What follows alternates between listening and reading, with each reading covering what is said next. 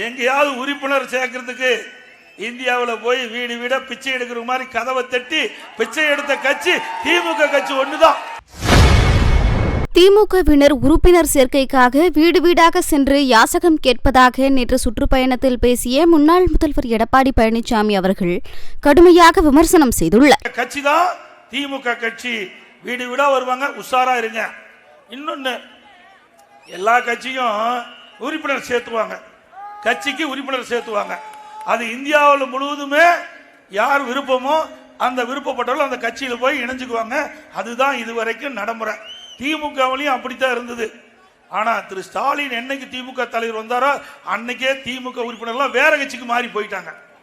புதிய உறுப்பினரும் சேர்க்க முடியல. பார்த்தாரு.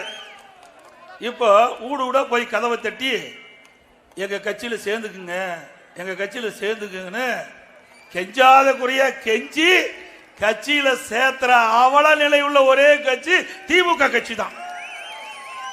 எங்கேயாவது உறுப்பினர் சேர்க்கறதுக்கு இந்தியாவில் போய் வீடு வீட பிச்சை எடுக்கிற மாதிரி கதவை தட்டி பிச்சை எடுத்த கட்சி திமுக கட்சி ஒண்ணுதான்.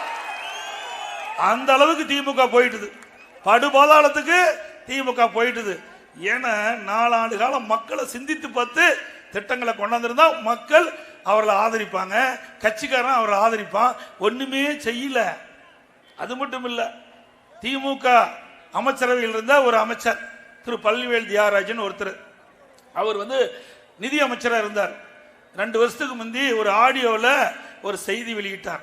அதில் என்னன்னா, திரு சபரீஸ்வரன் யாருன்னா திரு ஸ்டாலினுடைய மருமகன், உதயநிதி ஸ்டாலின் திரு ஸ்டாலினுடைய மகன்.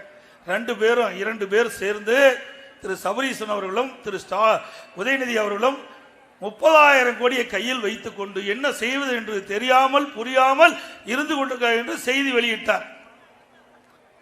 அப்படின்னா 2 வருஷத்துலேயே 30,000 கோடி கொள்ளையடிச்சிருக்காருன்னா இந்த ஆட்சி தேவையா? நாம சொல்லலீங்க, எதிர்க்கட்சி.